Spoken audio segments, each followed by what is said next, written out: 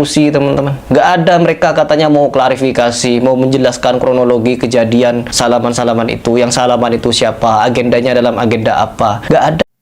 Ini masalah mengenai ada seorang kiai bersalaman dengan santri putri, kemudian seorang Heri Pras ini mengkritik habis-habisan.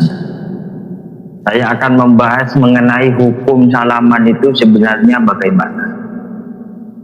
Yang pertama, musafahah atau salaman dengan lawan jenis. Dijelaskan dalam kitab Fiqhul Islami wa Adillatuhu juz 3 halaman 567. Wa tahrumu musafahatul mar'a liqaulihi sallallahu alaihi wasallam la usafihun nisa. Bersalaman dengan perempuan itu hukumnya haram.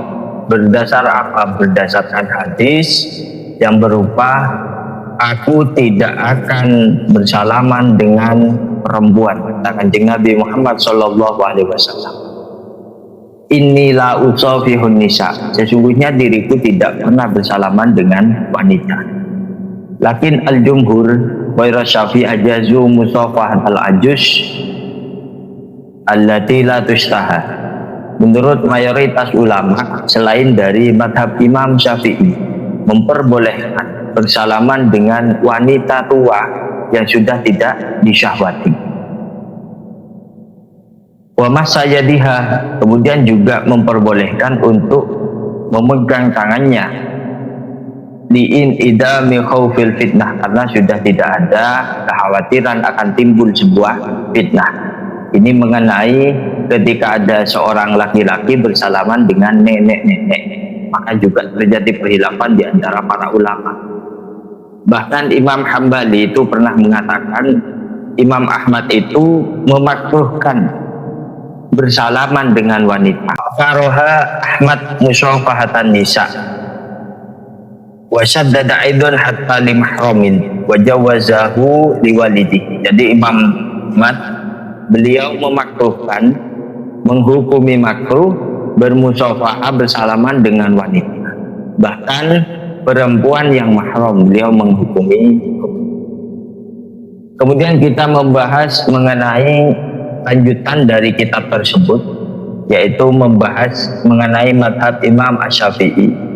Wa haruma asy-Syafi'iyatu al-massa wan nadhar lil mar'a mutlaqan walau kanat al-mar'atu ahjusan. Di madhab Syafi'i haram hukumnya memegang ataupun melihat perempuan secara mutlak, baik perempuannya itu masih muda ataupun sudah tua, maka dihukumi haram. Kemudian juga dijelaskan di dalam kitab Al-Mawsu'ah Al-Fiqhiyah, wa amma musafahatur rajul lil mar'a al-ajnabiyyah asyabah, kalau bersalaman dengan wanita yang masih muda, faqad dhahaba al-hanafiyatu wal malikiyatu wasyafi'iyatu wal hanabilah, empat mazhab mengatakan bahwa hukumnya adalah haram kalau kita bersalaman dengan perempuan yang masih muda. Wa qayyada al-hanafiyah at-tahrim bi an takuna asyabba mustahatan. Sedangkan madhab Imam Hanafi, hukum haram itu dengan catatan ketika memang wanita muda tersebut disyahwati. Wa qala al-hanabila wa sawa'un akanat min wara'i ha'ilin kasaubin wa nahwihi amla. Kalau di madhab Hambali catatannya itu baik bersalaman dengan wanita yang masih muda itu memakai penghalang ataupun tidak, maka dihukumi haram. Ini mengenai masalah bersalaman dengan perempuan yang masih muda. Akan tetapi akhir-akhir ini ada fatwa ulama Mesir, yaitu Syekh Ali Jum'ah, mengenai perbedaan pendapat musafahah salaman dengan wanita.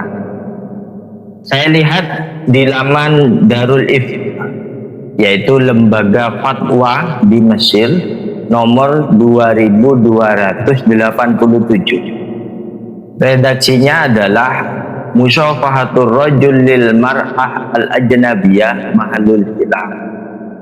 Bersalaman dengan wanita yang bukan mahram itu memang terjadi perkhilafan.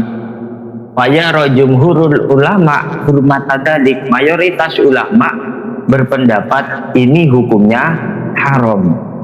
Akan tetapi beliau menampilkan di bawah tersebut bainama yara jama'atun minal ulama jawwaza dzalik. Ada ulama yang mengatakan bahwa bersalaman dengan wanita itu hukumnya boleh. Ada dalilnya enggak? Ada. Lamma sabata anna Umar bin Al-Khattab radhiyallahu anhu safahan nisa. Lamma imtana'a an-nabi sallallahu alaihi wasallam an musyafatihinna inda mubayatihinna lahu. Fayakunu al-imtina'u anil musyafahati min khasaisin nabi sallallahu alaihi wasallam. Ulama yang memperbolehkan bersalaman dengan wanita itu berdasarkan sahabat Umar ibn Al-Khattab itu pernah bersalaman dengan perempuan ketika Nabi Muhammad tidak mau bersalaman dengan wanita. Sehingga ulama yang memperbolehkan bersalaman dengan wanita ini mengambil kesimpulan berarti fayakunul imtina anil musyafahah an khasaisin nabi.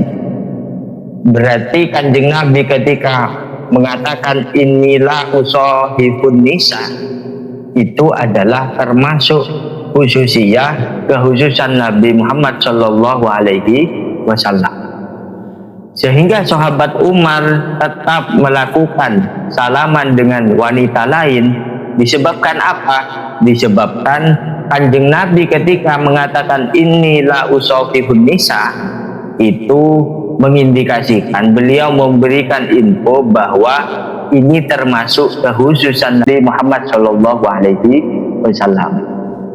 Kesimpulannya adalah ada ulama yang menghukumi haram bersalaman dengan wanita lain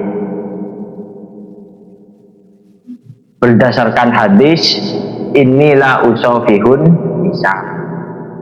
Ada ulama yang memperbolehkan berdasarkan riwayat bahwa sahabat Umar itu pernah bersalaman dengan wanita ketika kanjeng Nabi sudah tidak bersalaman dengan wanita lain. Mungkin hanya itu saja, perbedaan akan menjadi rahmat. Jangan salahkan orang lain yang tidak sama dengan dirimu, tapi hormatilah perbedaan yang ada, maka kita akan lebih tenang dalam menjalani kehidupan. Kurang lebihnya mohon maaf. Assalamualaikum warahmatullahi wabarakatuh.